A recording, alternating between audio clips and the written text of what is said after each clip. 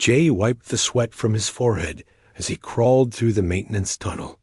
The air was hot and thick, making it hard to breathe. He had been working on the space station for 6 months now, fixing broken machines and keeping the life support systems running. It was not exciting work, but someone had to do it. The tunnel led to a section of the station he had never visited before. His scanner showed a pressure leak somewhere ahead, and he needed to find it fast. The diplomatic meeting between 50 different alien species was happening today, and nobody wanted the air to stop working in the middle of it. He pushed open a panel and climbed into a large chamber. The room was beautiful. Purple lights floated in the air like tiny stars.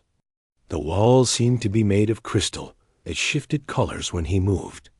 In the center of the room, someone sat on the floor with their eyes closed. Jay froze. He was not supposed to be here. This was clearly a private room.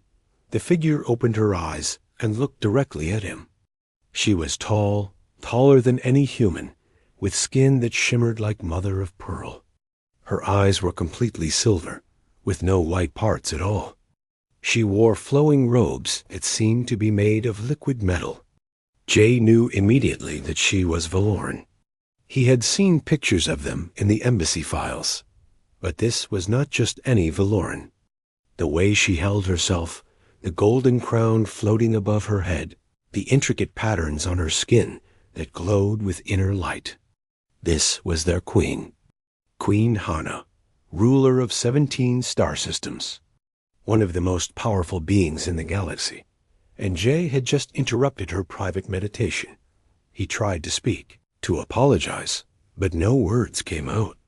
His mouth opened and closed like a fish out of water. The queen stared at him. Her silver eyes went wide. Her skin began to pulse with colors Jay had never seen before. Bright gold, deep purple, brilliant white, all swirling together. Suddenly, the doors burst open. 6 armed guards rushed into the room. They were massive, wearing armor that looked like it was grown rather than built. Their weapons hummed with energy that made Jay's hair stand on end. The leader of the guards, a fierce-looking woman with scars across her face, pointed a weapon at Jay's head. Her name badge said, "Commander Bora." "Step away from the queen," she shouted. "Hands where I can see them." Jay raised his hands so fast, he almost fell over. His heart was beating so hard, he thought it might explode. He was going to die. He had stumbled into the queen's private chamber, and now her guards were going to kill him. "I'm sorry," he managed to say. "I'm just maintenance. There was a leak. I didn't know anyone was here." Commander Bora's finger moved toward the trigger. The other guards surrounded him, their weapons all pointed at his chest. And Queen Hana raised one hand. Everyone froze. "Lower your weapons," the queen said. Her voice was soft, but it filled the entire room. It seemed to echo inside Jay's head, even though she spoke normally. The guards looked confused, but they obeyed. Their weapons lowered slightly, though they kept them ready. Queen Hana stood up in one smooth movement. She was at least 7 feet tall. She walked toward Jay, and with each step, her skin flashed with more colors. The patterns on her arms and face grew brighter. Jay wanted to run, but his legs would not move. The queen stopped right in front of him. She was so close he could see tiny stars reflected in her silver eyes. Or maybe those stars were actually in her eyes. He could not tell. She reached out and touched his face with one long finger. Her skin was warm and felt like smooth stone. 3 years, she whispered. "I have searched for 3 years. Your Majesty?" Commander Bora said. She sounded worried. "What are you doing?" Queen Hana turned to face her guards. Her skin was now pure gold, so bright it hurt to look at. When she spoke, her voice was clear and certain. "This human is my husband." The silence that followed was complete. Even the floating lights seemed to stop moving. Commander Bora's weapon clattered to the floor. The other guards just stared with their mouths open. One of them made a strange choking sound. "Your Majesty," Commander Bora finally said. "That's impossible. You've never met this human before. We've never even been to Earth Sector until this week." "I have seen him," Queen Hannah said. She still had not taken her eyes off Jay. 3 years ago, I entered the deep meditation. I saw his essence signature, his soul pattern. I have been searching every world, every station, every ship. And now I have found him." Jay finally found his voice. "I think there's been a mistake. I'm nobody special. I'm just an engineer. I fix air filters and water recyclers. I've never even left this station except to go home to Earth." Queen Hannah smiled. It was the first time she had smiled, and it changed her whole face. She looked younger, happier, almost human despite her alien features. "You do not understand what has happened," she said gently. "My people experience something called soul resonance. Once in our lifetime, if we are lucky, we find the one being in the universe whose spirit matches ours perfectly. I have lived for 342 years. I had given up hope of ever finding my match." She turned back to her guards. "Summon the Royal Council, inform the Valoran Embassy, and send a message to Earth's diplomatic corps. We have much to discuss." Commander Bora looked like she wanted to argue, but she bowed instead. "As you command, Your Majesty." The guards filed out, but Jay could hear them talking in shocked voices as they left. Commander Bora gave Jay one last hard look before she closed the door dot. Now it was just Jay and the Queen alone in the crystal chamber. "I can't be your husband," Jay said. He felt dizzy. Nothing made sense anymore. "I don't even know you." "You will," Queen Hannah said. "But I understand this is overwhelming. You are human. Your people do not have soul resonance. This must seem very strange to you." "Very strange doesn't begin to cover it," Jay muttered. Queen Hannah walked to the window. Outside, stars stretched in every direction. Her reflection in the glass was beautiful and terrifying at the same time. "I will give you a choice," she said. "But you must understand the situation. If you refuse me, my people will see it as a terrible insult. Wars have started over less, and your government will pressure you to accept because they want an alliance with my empire." Jay's head was spinning. "So it's not really a choice at all." "You have 48 hours to decide," Queen Hannah said. She turned to look at him again. "I hope in that time you will at least try to know me. I am not what you think I am." As Jay left the chamber with an escort of confused guards, he realized his simple life was over. Everything had changed in the span of 10 minutes. And he had no idea what was going to happen next. The Valoran flagship was the largest ship Jay had ever seen. The eternal dawn stretched for miles, with towers and spires that looked more like a floating city than a spaceship. His small shuttle had felt like a toy next to it. Now he stood in his new quarters, which were bigger than his entire apartment back on Earth. Everything was made of that same crystal material that changed colors. The bed was soft but felt strange, like sleeping on a cloud. There were no chairs, only floating cushions that adjusted to his body. The walls showed images of alien worlds he had never seen. He had agreed to the trial period. What choice did he have? Earth's government had called him personally. They told him this was his duty, his chance to serve humanity. The Valoran Empire controlled resources that Earth desperately needed. 1 month of his life could mean prosperity for billions of people, but nobody had asked him what he wanted. A chime sounded at his door. Before he could answer, it opened. A Valoran man entered, shorter than the Queen, but still taller than Jay. He wore simple robes and carried a datapad that floated beside him. "I am Minho," the man said. His voice was kind. I am the Queen's advisor and scholar. I am also half human. Jay looked at him more carefully. Now he could see it. Minho's skin still shimmered, but less than full Valorance. His eyes were brown, not silver. He looked more human than alien, though still different. Your mother or father was human? Jay asked. My mother. She was a scientist who came to study Valoran culture 40 years ago. She fell in love with my father. Minho smiled. So you see, human and Valoran unions are not impossible. Just very rare. Did they have soul resonance too?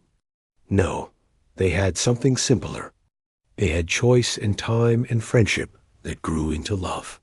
Minho set his datapad down.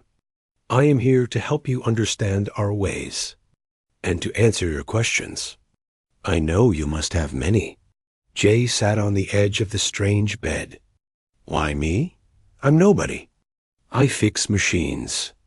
There are billions of humans. Why did the Queen see me in her vision? Minho settled onto a floating cushion.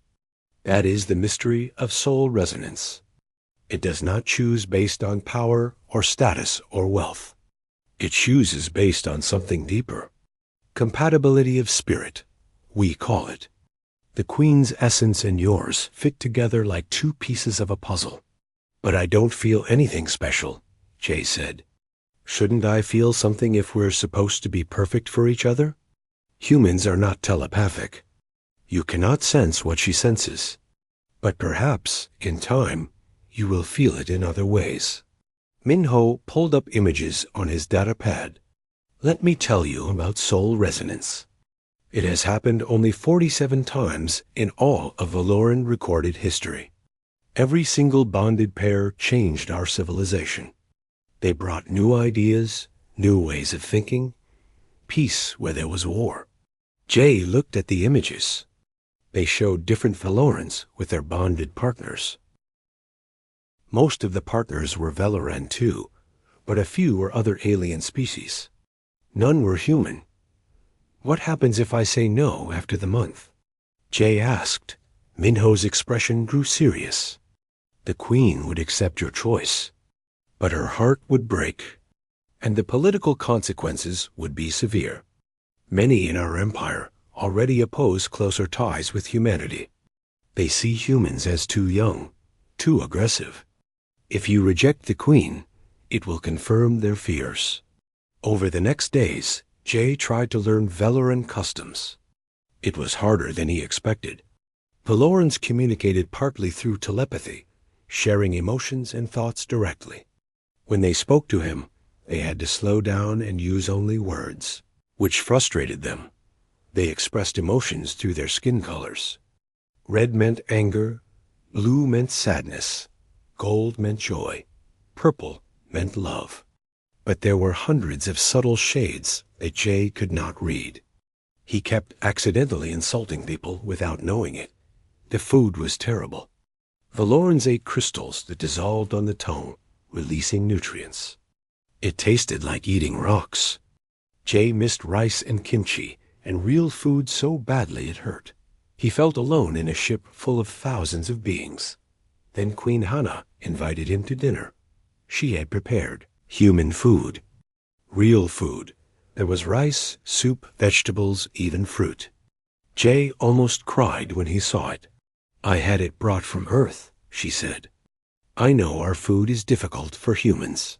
They ate in her private dining room. It was smaller than Jay expected, almost cozy. The Queen wore simple clothes, not her formal robes. Without the crown and the ceremony, she looked less frightening. Tell me about your life, she said. Your real life, before all this. So Jay talked. He told her about growing up in Seoul, about his parents who ran a small restaurant, about studying engineering because he liked solving puzzles. He told her about his tiny apartment and his cat named Lucky and his friends, who thought he was crazy for taking a job in space. Hana listened to every word. Her skin shifted through gentle colors, mostly soft blues and greens. She asked questions that showed she really cared about the answers. "You miss your cat," she said. It was not a question. "Yeah, my neighbor is taking care of him. But Lucky probably thinks I abandoned him. What is it like to have an animal companion?"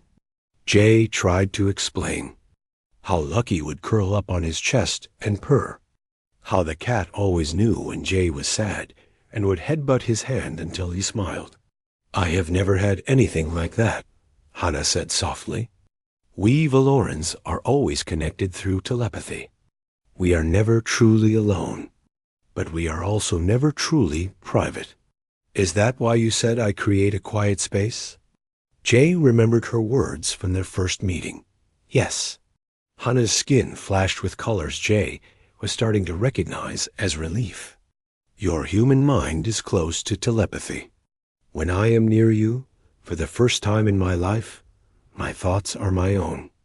It is the most peaceful feeling I have ever known." They talked for hours. Hana told him about the burden of leadership, about making decisions that affected billions of lives, about the loneliness of being queen. She had ruled for over 2 centuries. She had never had a real friend, someone who saw her as just Hana, not as the queen. "I am tired," she admitted. "So very tired." Jay saw her differently then, not as an alien queen or a political problem, but as a person who was lonely and exhausted and desperate for connection. The assassination attempt came on the 8th day. Jay was in the garden deck, a huge space filled with plants from 100 worlds. Minho had suggested he visit it, saying the earth plants there might make him feel less homesick. He was looking at a rosebush, actually from Earth, when his vision started to blur. His stomach cramped so hard he doubled over. He tried to call for help, but his throat was closing. Poison. Someone had poisoned him. He collapsed to the ground. The world was fading. He could hear shouting, running footsteps. Then he felt hands on his face. Hana's face appeared above him. Her skin was flashing red and gold and white, colors moving so fast they blurred together. She pressed her hands to his chest. "No," she said. "You will not die. I forbid it." Heat poured from her hands into his body. It felt like fire and ice at the same time. The pain in his stomach grew worse, then suddenly stopped. He could breathe again, but Hana collapsed beside him. Her skin had gone gray, the color Minho had told him meant extreme weakness. "Your Majesty." Commander Bora arrived with guards. She knelt beside Hana. "What did you do?" "I gave him my life force," Hana whispered. "The poison is in me now." Jay tried to sit up. No, you can't. You're the queen. And you are mine to protect," Hana said. Her eyes met his. With her telepathic barriers down for weakness, Jay felt something. A rush of emotion that was not his own. Love, fierce and complete and overwhelming. It hit him like a wave dot. She really did love him. Not because of politics or duty or soul resonance. She loved him as a person. She would die for him. The medical team arrived and took them both to the healing bay. The doctors saved Hana, but she was weak for days. Jay stayed by her bedside the whole time. "Why did you do that?" he asked when she finally woke up. "We barely know each other." "I told you." Soul resonance. Her smile was tired. "But also, in these 8 days, I have known you better than I have known anyone in 300 years. You talk to me like I am real. You argue with me. You make me laugh. I have not laughed in decades." Jay took her hand. It was the first time he had touched her willingly. "Tell me about your world. The real things, not the politics. What's it like?" So she told him, and he listened. And somewhere in that hospital room, something changed between them. They were not strangers anymore. The royal banquet hall was enormous. 50 different species had gathered, ambassadors from across the galaxy. The tables were arranged in a circle, and floating lights danced overhead. Food from 100 worlds filled platters that drifted through the air. Jay sat beside Queen Hana at the high table. He wore formal clothes that the Valorans had made for him, a mix of human and Valoran styles. He felt like a fraud. Everyone was staring at him, the human who had somehow captured the Queen's heart. 3 weeks had passed since the poisoning. 3 weeks of spending time with Hana, learning her language, her customs, her dreams. 3 weeks of feeling something growing between them that felt real. Then this morning, he had overheard the Earth ambassadors talking. They were celebrating. The marriage agreement would give Earth access to the Valoran mining worlds, planets full of resources that Earth needed desperately. Rare minerals, energy crystals, technology beyond human understanding. J was the key to it all. His marriage was the price. He had asked to see the agreement. At first, they refused. Then he demanded it. When he finally read it, his blood had turned cold. Earth would get mining rights to 17 Valoran worlds. They would strip them for resources. And Jay would be required to support it as the Queen's husband. He would have to smile and wave while his people took everything the Valorans had. It was not an alliance. It was a robbery. Now he sat at this banquet, rage building in his chest. Hana sensed something was wrong. Her skin kept flickering with concerned blue shades. She touched his hand gently. "Are you well?" She whispered. "I need to say something," Jay said. His voice was tight. Before Hana could respond, the Earth ambassador stood up. Ambassador Kim was a small woman with sharp eyes and a sharper smile. She raised her glass. "I propose a toast," she announced, "to the upcoming royal wedding. May it bring prosperity to both our peoples." Everyone raised their glasses. Everyone except Jay. He stood up instead. The hall went quiet. Even the floating lights seemed to pause. "I have something to say," Jay declared. His heart was pounding, but his voice stayed steady. "I refuse this marriage." Gasps echoed through the hall. Hana's skin flashed white with shock. Commander Bora's hand went to her weapon. Ambassador Kim's smile vanished. "Sit down, Jay. This is not the time." "This is exactly the time." Jay looked around the hall, meeting the eyes of ambassadors and dignitaries. Everyone here thinks this marriage is about love and soul resonance. But it is not. It is about Earth's government using me as a tool to steal from the Valoran Empire. That is not true, Ambassador Kim said, but her face had gone red. I read the agreement. I know about the mining rights. 17 planets stripped bare for their resources. Jay turned to Hana.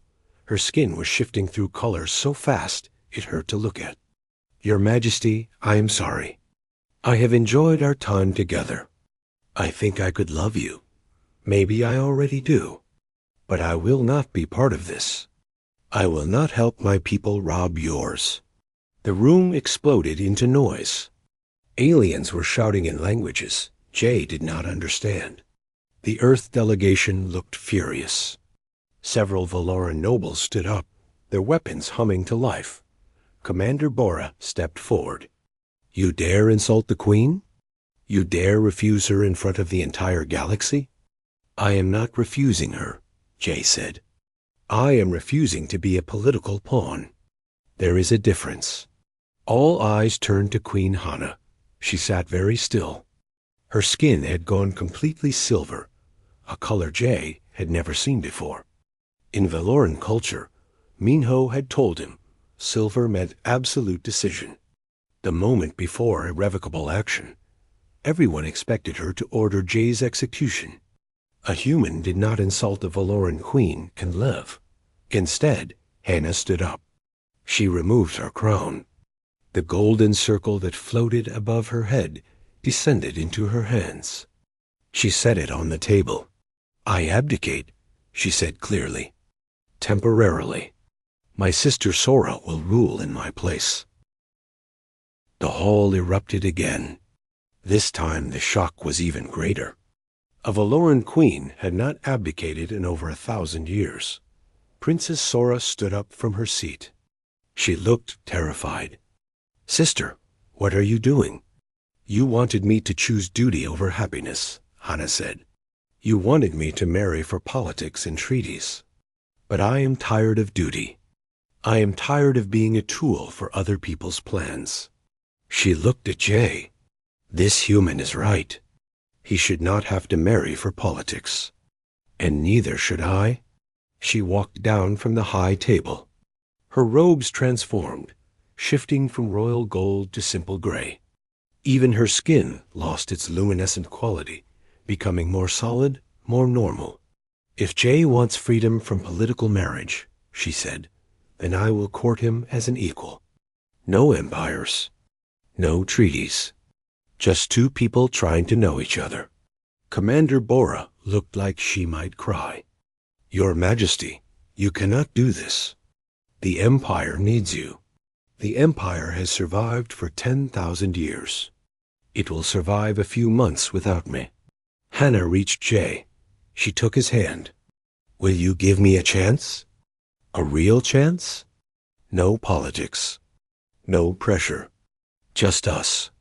Jay felt tears in his eyes. This alien queen was giving up everything for him, for the chance at something real. "Yes," he said. They left the banquet hall together, walking through a crowd of stunned ambassadors. Commander Bora and 2 guards, Bay and Yuna, followed. So did Minho, clutching his data pads. "I am coming with you," Bora announced. "You will need protection." "We all are," Bay said. He was a young guard who had always been kind to Jay. "Where the Queen goes, we go." In the docking bay, they took a small courier ship. It was nothing like the Eternal Dawn, just a simple vessel with basic quarters and a small engine. Minho programmed coordinates to a human colony world called New Jeju Dot as they flew away from the station. Jay watched the Eternal Dawn shrink behind them. He had just thrown away his duty to Earth, insulted the entire diplomatic corps, and helped a queen abandon her throne. He should have felt guilty. Instead, he felt free. "What happens now?" he asked Hana. She sat beside him in the small cockpit, no longer glowing like a goddess, just a woman in simple clothes. "Now we find out who we are without crowns and empires," she said. "Now we try being normal." New Jeju was a small colony on the edge of human space. It had been terraformed to look like old Korea, with mountains and rice fields and traditional houses mixed with modern buildings. Only 50,000 humans lived there, farming and running small businesses. Nobody knew who Hana was. Nobody cared who Jay was. They were just 2 people looking for a place to stay. They found a small apartment above a noodle shop. It had 2 rooms, a tiny kitchen, and a view of the mountains. It was perfect. Hana got a job at a market garden, growing vegetables. She loved it.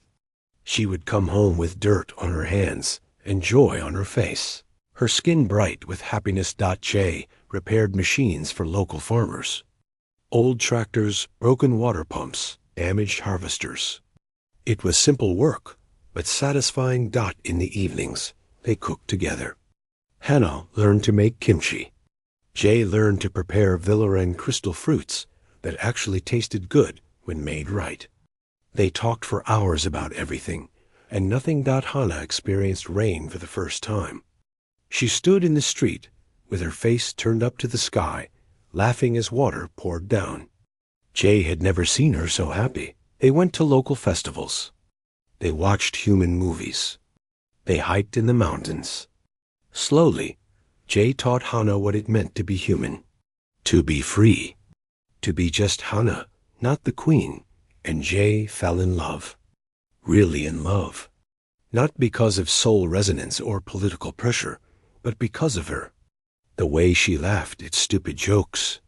The way she cried during sad movies. The way she held his hand when they walked out one night under Earth's transplanted moon, they shared their first real kiss. Not a formal ceremony, just two people who had chosen each other. But their peace did not last. INHO burst into their apartment one morning, his face pale with fear. He had been monitoring communications on his hidden equipment. "We have to go," he said. "Earth's government is sending soldiers to capture you, Jay. They say you are a traitor. And the Valoran noble houses are sending assassins for Hana. They see her abdication as weakness." "There is more," Bora added grimly. She had been checking military channels. "The Krell Dominion knows about the chaos. They are mobilizing their fleets. They plan to invade Valoran space while you are gone, and Princess Sora is inexperienced." Hana's skin flashed red with anger. "They would not dare." "They would, and they are," Minho said. "We have maybe a week before everything collapses. Both our peoples are in danger, and it is because of us." Jay looked at Hana. She looked back at him. Their perfect little life was over. "We have to go back," he said. "Together," Hana agreed. They packed quickly. As they left their small apartment, Jay took one last look at the view of the mountains. He had been happy here, truly happy. But happiness was not enough. Not when billions of lives were at stake. The courier ship headed back to Valoran space. Jay held Hana's hand the whole way. Whatever came next, they would face it together. The Eternal Dawn looked different when they returned. Battle damage marked its crystal hull. Scorch marks from energy weapons darkened the elegant spires. Ships of the Valoran fleet surrounded it in defensive formations. They were already at war. Princess Sora met them in the docking bay. She looked exhausted. Her skin was pale blue, the color of stress and fear. When she saw Hana, she collapsed into her sister's arms. "I cannot do this," Sora whispered. "I am not ready. The Krell hit 3 colony worlds already. Millions are dead." I froze. I could not coordinate the defense fast enough. "You are doing your best," Hana said gently. "But I am here now. The noble houses will not listen to you anymore," Sora said. "Duke Taiyang has convinced half the council that you abandoned them. They want you arrested for desertion." Jay felt anger rise in his chest. She abdicated legally. She did not desert anyone. "Law and politics are not the same thing," Minho said quietly. He had been monitoring news during their journey. "Earth is also in chaos. The government wants Jay arrested for treason. Both our peoples are tearing themselves apart, while the Krell laugh and invade."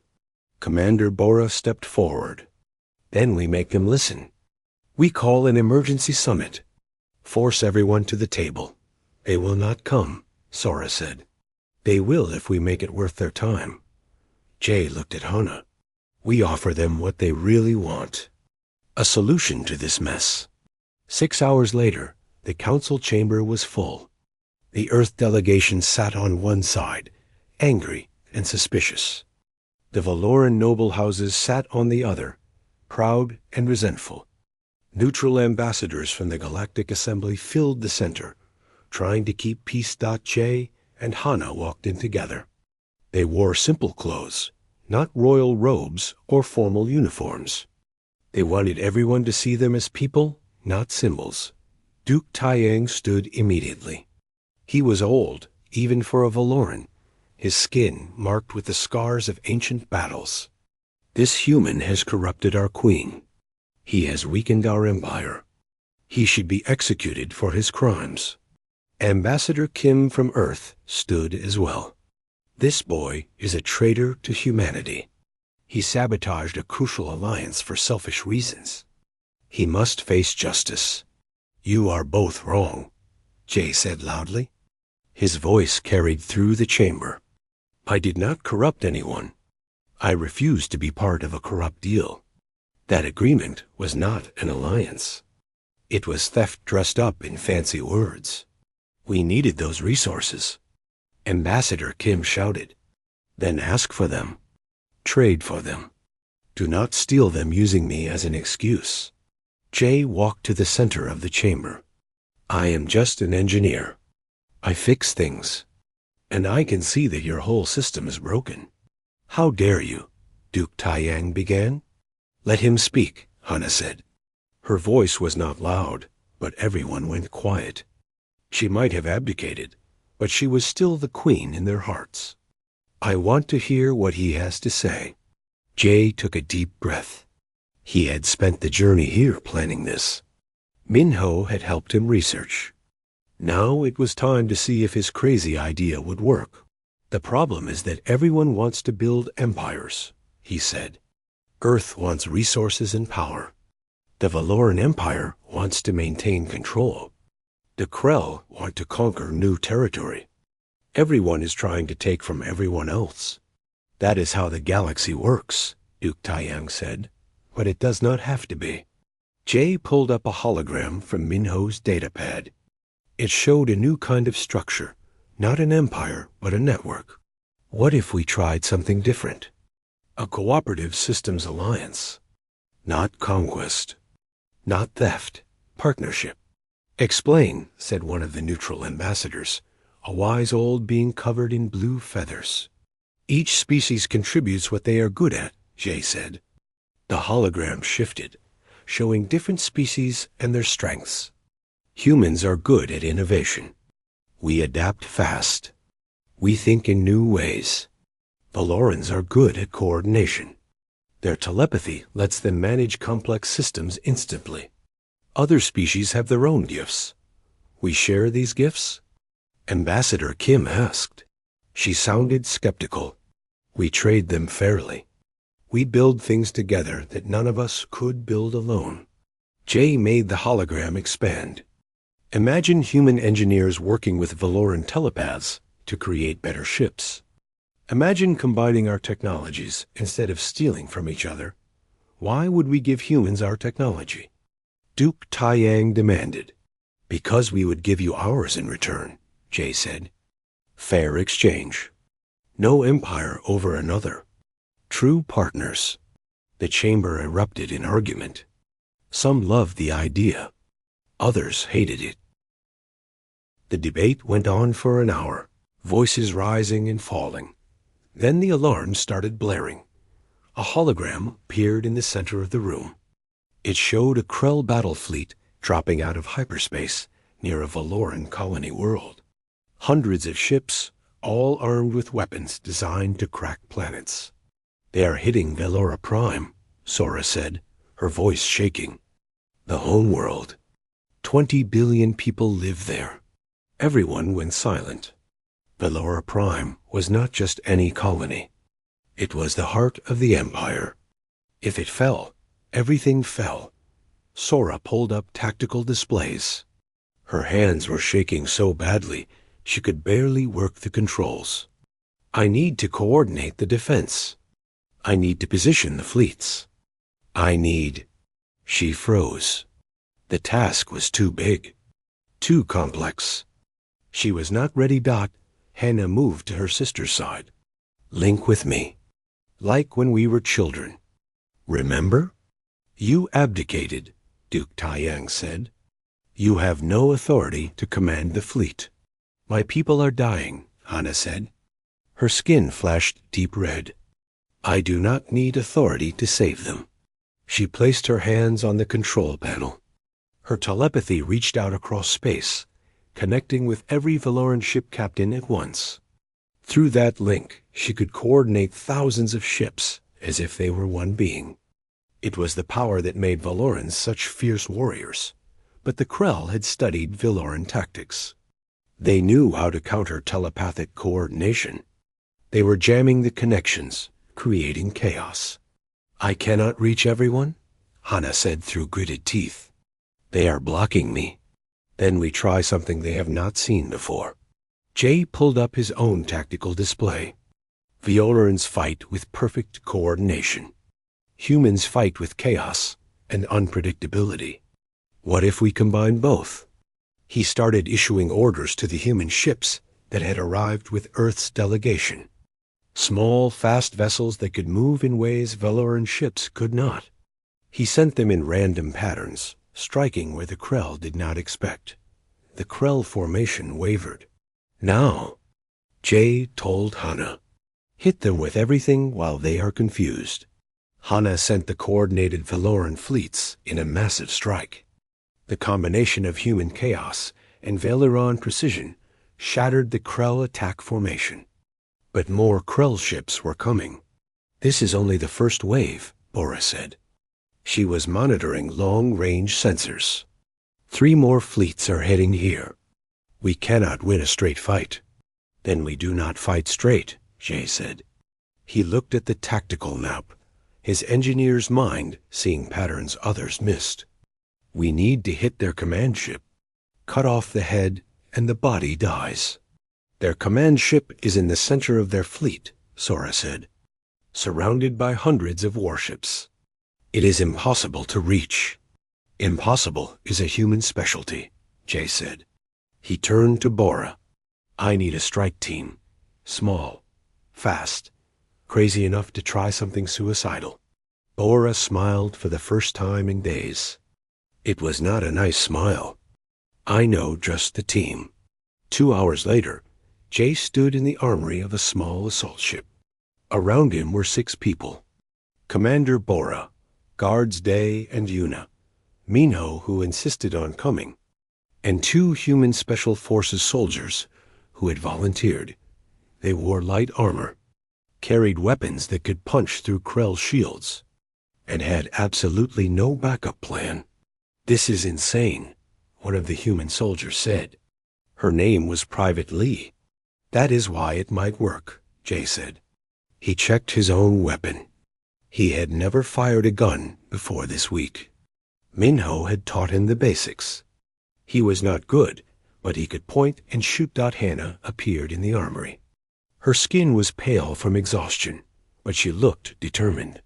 I am coming with you, she said. No. Jay stepped toward her. Your Majesty, you need to coordinate the fleet. Nobody else can do that. Sora can handle it for an hour.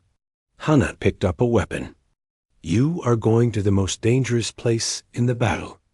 Did you think I would let you go alone? Their eyes met. Jay wanted to argue, but he knew that look. She had made up her mind. Together then, he said, always. The assault ship launched from the eternal dawn, flying in the shadow of larger vessels. It was small enough to avoid most sensors, fast enough to dodge incoming fire. The Krell command ship was massive. It looked like a floating fortress, covered in weapons and armor. Getting inside seemed impossible. There, Minho pointed to the hologram. Waste disposal port. Small but unshielded. They do not think anyone would be crazy enough to fly into a garbage chute. I really hate that you are usually right, Bora muttered. They flew into the garbage port. The ship barely fit. The walls scraped against the hull. Then they were inside, in a dark tunnel that smelled terrible even through the ship's filters. They landed in a waste processing center. Krell workers scattered when they saw armed invaders. The team moved fast through corridors, Minho guiding them through maps he had stolen from Krell databases. They fought when they had to. The Krell were tough warriors, big and armored. But humans had surprise on their side. And Hana fought with precision that made the soldiers look slow. Jay realized he was watching the human spirit in action. Outmatched by refusing to quit. Scared but moving forward anyway. Making up tactics as they went, they reached the command center. Breaking through the door took their last explosive charge. Inside, a Krell admiral stood at the controls, surrounded by guards. The fight was brutal. Day went down with a wound to his leg. Private Lee took a hit to her shoulder. But they won. Jay ran to the main console while Bora held the door. His fingers flew over controls. He was an engineer. Machines made sense to him, even Krell machines. I can override their fleet commands, he said. I can send every Krell ship back to their home territory. Do it, Hannah said. She stood beside him, her weapon ready, protecting him while he worked. J entered the final command sequence. Every Krell ship in the battle suddenly turned around. Their own command system was ordering them to retreat. Confusion spread through their ranks. The Valoran fleet pressed the advantage. The Krell retreat became a rout. They had won. The journey back to the Eternal Dawn was quiet. Gay and Private Lee were in medical care. Everyone was exhausted, but they were alive. When they docked, the entire fleet was waiting. Thousands of Valorans lined the docking bay. When Jay and Hana stepped off the ship, everyone dropped to one knee. Even Duke Taiyang was bowing. The human fought beside the queen, someone said. He saved us all. Jay looked at Hana. She was smiling, her skin bright gold with joy and pride. In the council chamber that evening, the votes came in. The Cooperative Systems Alliance was approved unanimously. Earth, the Valoran Empire, and 17 other species signed the founding charter. And Jay formally proposed to Hana. Not because he had to, because he wanted to. She said yes. The space station where Jay had first met Hana was transformed. Crystal decorations hung from every surface, glowing with soft light. Flowers from Earth mixed with luminescent plants from Valoran worlds.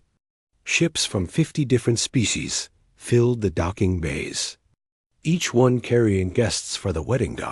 It was the biggest event the galaxy had seen in centuries. Jay stood in his preparation room, looking at himself in the mirror. He wore a suit that was half human formal wear, half Valoran ceremonial armor. The armor pieces were light and flexible, made of the same crystal material as Valoran ships. They glowed with a soft blue light that matched his nervousness. Minho was with him, making last adjustments to the armor. You look good, he said. Like a bridge between two worlds. I feel like I am about to throw up, Jay admitted. That is normal. I felt the same at my bonding ceremony. Minho smiled. But then I saw my partner waiting for me, and everything else disappeared. There was a knock at the door. Commander Bora entered. She wore full dress uniform, her scars proudly displayed.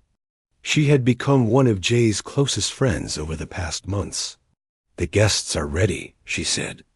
Are you? Jay took a deep breath. Yes, the ceremony hall was enormous. Thousands of beings filled the space. Jay saw his parents in the front row, flown in from Earth. His mother was crying already.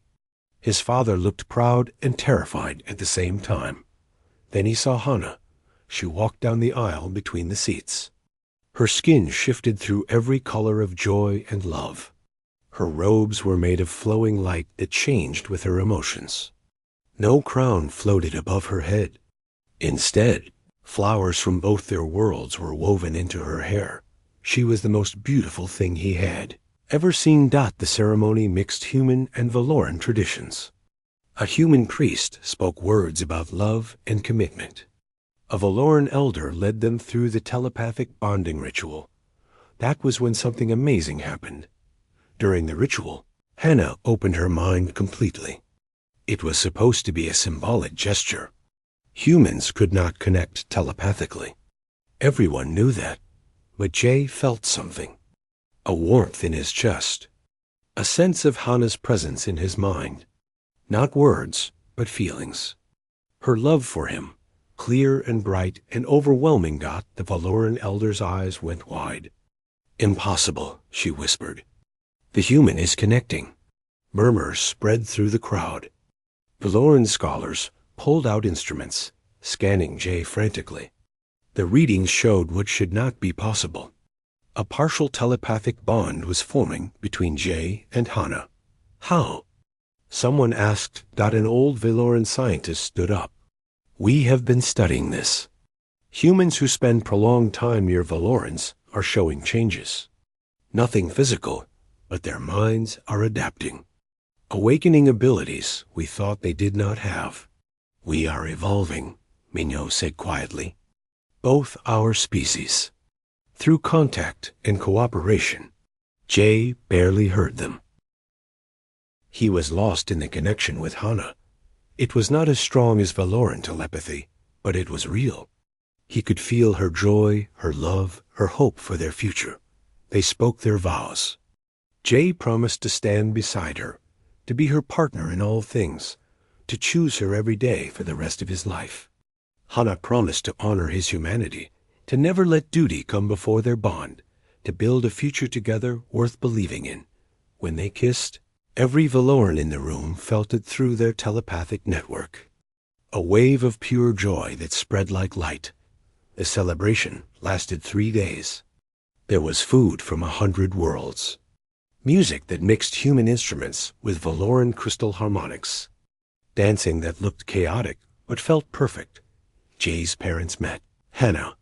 His mother hugged the alien queen like she was a daughter. His father asked her seriously if she would take care of his son. Hana promised she would, her skin shifting to respectful blue. On the second day, ambassadors presented wedding gifts. The gifts were not just objects. They were promises. Earth promised to share its medical technology. Valorans promised to teach humans telepathic meditation techniques that could help with mental health. Other species offered their own gifts. Knowledge, resources, friendship. The Cooperative Systems Alliance was real now. Not just words on paper, but actual cooperation between worlds. But not everyone was happy. On the third day of celebration, Duke Taiyang made his move. He had been quiet since the battle, but his hatred of humans had not diminished. He saw the wedding as the final insult. He challenged Jay to single combat in front of the entire assembly. "You have corrupted our queen," he declared.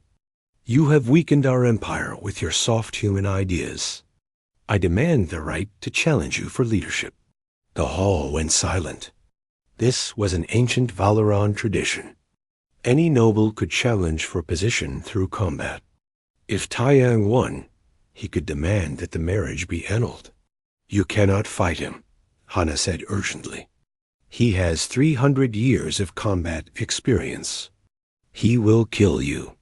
"If I refuse, he will say humans are cowards," Jay said. "That will poison everything we have built. Then I will fight him myself." "No," Jay took her hand. "This is my battle. Trust me." He had been training with Bora for months.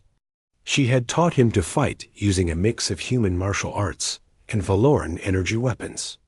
He was not great, but he had learned one important thing. Humans did not fight like Valorans. And that could be an advantage. The combat circle was set up in the center of the hall. Taiyang entered it with confidence. He was bigger than Jay, stronger, with skin hardened by centuries of battle. He carried a traditional Valoran blade that hummed with energy. Jay entered with a simple staff and a small energy shield. He looked tiny compared to Taiyang. "I will make this quick," Taiyang said. "You should never have touched our queen, human."